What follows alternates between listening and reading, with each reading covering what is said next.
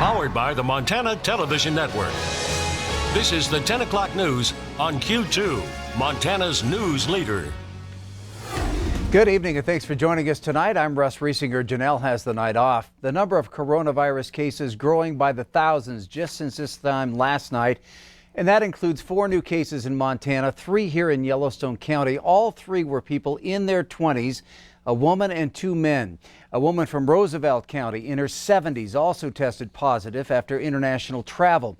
15 people have tested positive here in Montana, 18 in Wyoming.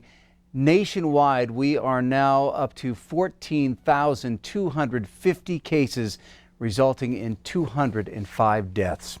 Well, experts say those grim numbers will only go up as more people are tested. And tonight, the state of California is under a mandatory stay-at-home order aimed at slowing the spread of the virus. SKYLER Henry reports from the White House. California Governor Gavin Newsom has ordered everyone in the state to stay home. A similar edict had already been posted in nearly 24 counties in the state, all with the same goal: contain the coronavirus. Expanding this statewide makes sense in that respect, and I think people are making sense of what this is and what this isn't. The jarring announcement from the West Coast came just hours after President Trump cited a possible glimmer of hope in the pandemic.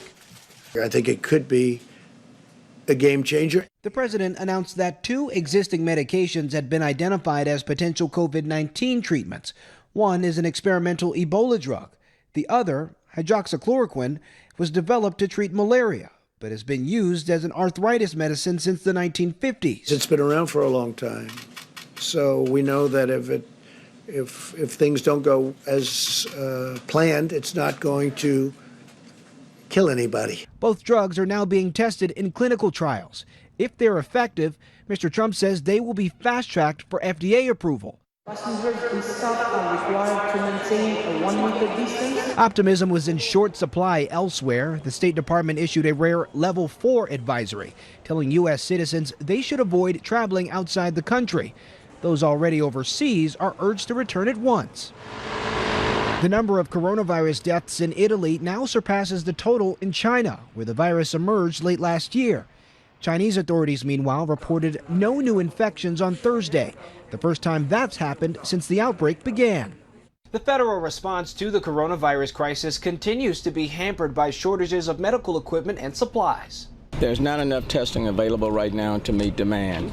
The good news is that here they're starting up. This pandemic continues to wreak havoc on the world's financial markets. The Dow saw a modest gain Thursday, but economists are bracing for a potentially unprecedented surge in the number of people applying for unemployment benefits. SKYLER Henry, CBS News, the White House. New York Governor Andrew Cuomo says his state could run out of some critical medical supplies by the end of this month. Wyoming is taking new steps trying to limit possible exposure to coronavirus following what many other states have already done. Governor Mark Gordon endorsing a decision by the Wyoming State Health Officer to close public places for the next 2 weeks. That order extends through April 3rd. It includes schools, theaters, bars, coffee shops, and gyms. Restaurants will be closed for dine-in but can serve takeout or drive-through customers. Child care centers will also be closed except for those with serving essential people. Well, Governor Steve Bullock released additional guidance on public K-12 school closures today. At this time, there's still no decision on whether future closures will be put into place. Should the public school closures last beyond the 2 weeks, students would not be required to make up the lost time if the district followed the directive to provide meals for students, remote learning, and other customary school services. Now, Superintendent Greg Upham said that they had food on day 1 and they expect to have hot meals by next week. Districts will receive all normal budgeted state payments and are holding a board meeting to discuss activities, facilities, and food services, as well as the emotional aspect of the closures. Having been a high school principal for a long time and a parent, there are some of those milestones that are normal, that aren't normal now. We'll just have to work through it. As I said, with our students reaching out and saying they miss their classmates and they miss their teachers, that says it all, really, that there are going to be some milestones that don't get reached. But in the end, we are in unprecedented historical times, and so, but we'll be able to take that with us, right? So, one day at a time. Upham said that at this time they have around 1,700 electronic devices in process and asked families to reach out to School District 2 if they have not been contacted. Schools are working hard to make the transition to an online-based learning platform. Among those is SKYVIEW High School. Principal Deb Black tells us that they are currently allowing students to come in and check out all their necessary school supplies, such as textbooks and laptops. Now, according to Black, the transition has been smooth and students are able to log in online and complete all necessary coursework. This time they are set up for one more week of online learning, but are prepared if more time is needed. This is how students learn now. It's the online piece. It's not the sit and get piece that I grew up with. And I think we're going to see more and more of this. And as teachers get more comfortable with doing this with their students, I think that's going to be real helpful too. Principal Black tells us that at this time they are hopeful and expecting students to still be able to complete all necessary learning hours, and seniors will still graduate on time. Well, even during this downtime for schools, it's no vacation for teachers. These are some pictures of teachers in the Hardin School District prepping packets for their littlest of learners. The packets are available to preschoolers at Kindergarten Readiness Center. During the closure of public schools, the teachers still wanted to find a way to help their students. They're also lending a hand, handing out bagged breakfasts and lunches to kids across the district. Those are available Monday through Friday at different sites throughout the day, and anyone 18 and under can pick one up. You can visit the district Facebook page or website for those times and locations. Well, the Boys and Girls Clubs of Yellowstone County will open its main clubhouse Monday to its club members who are homeless, have parents who are first responders, who work at one of the hospitals here in Billings. Now, President and CEO Brian Dennis said the club leadership decided to step up and care for its most vulnerable members, especially during this time when public schools are closed. We have decided that the greater risk, in our opinion, is to not provide some level of service to these families and these kids who need us most. We think we can do it safely. We've been in consultation the entire process with Riverstone Health and the health officials over there to try and create an experience that is not only beneficial to the kids, but is as safe as we can make it and mitigates any risk from illness. When it opens Monday morning, the club will implement new safety guidelines and social distancing procedures approved by County Health Director John Felton. Those steps include temperature taking twice per day for both kids and staff, as well as limiting group sizes and interactions between club members. We're providing the traditional club experience, but doing it with an extra layer of effort and safety. You know, we're going to have a nurse here, a school nurse, and we're going to be taking temperatures, you know, and we're going to be watching kids real close, and we're going to leave spaces vacant so they can be cleaned multiple times per day. You know, all the different things that the team has thought about to make sure that we're doing as much as we can as safely as we can. The Boys and Girls Club operates 5 clubhouses in Yellowstone County, but 4 of those clubs are school-based, and all the clubs have been shut down since schools closed this past Monday. As for how many kids the club could end up caring for, Dennis said it is preparing for up to 100 kids to begin with an eventual capacity of 150.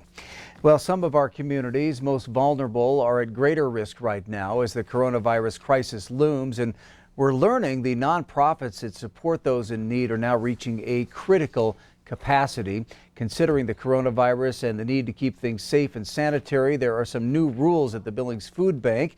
Here's Andrea Lutz with more on that.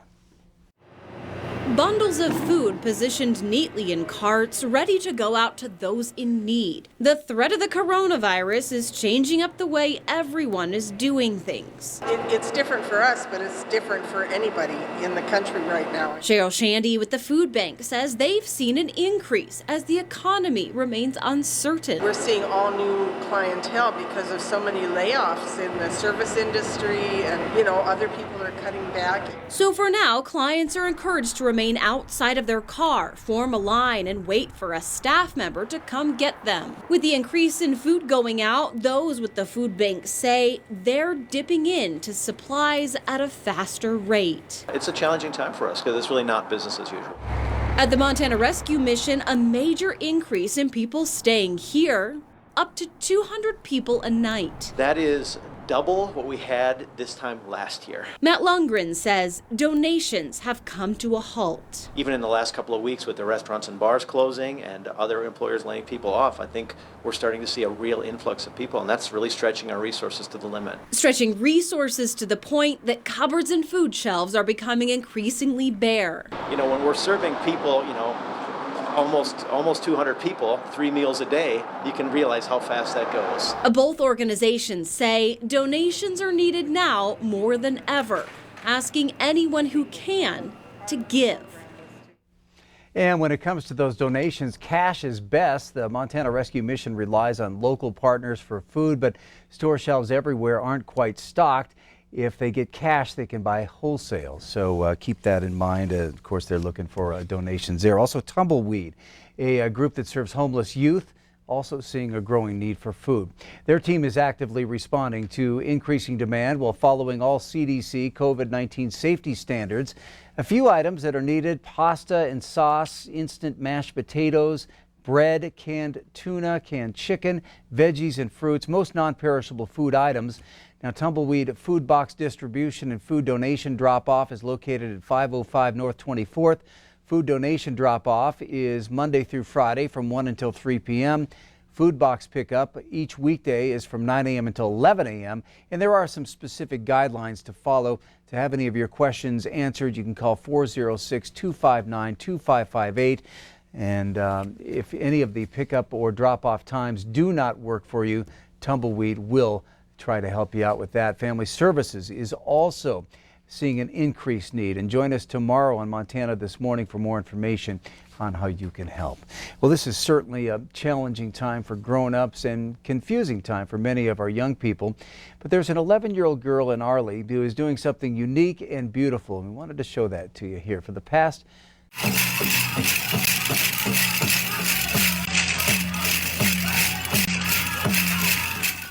Now, for the past several nights at sunset, Aurora O'Neill dances a jingle dance to the Creator, asking for healing upon the earth in the face of this pandemic. She's answering the call of jingle dancers across the country who are also participating. This type of dancing is considered a healing prayer in the Native American community. Aurora is a descendant of the Salish tribe. Still to come on tonight's 10 o'clock news, our four-legged best friends can't catch the coronavirus, fortunately, but they're still in need of our love as animal shelters around Billings struggle to keep their doors open. And in sports, Scott has some good news for those of you still craving some pro rodeo. You're watching MTN News with Janelle Slade and Russ Riesinger. Storm Tracker weather with Bob McGuire. And sports with Scott Breen. This is the 10 o'clock news on Q2, Montana's news leader.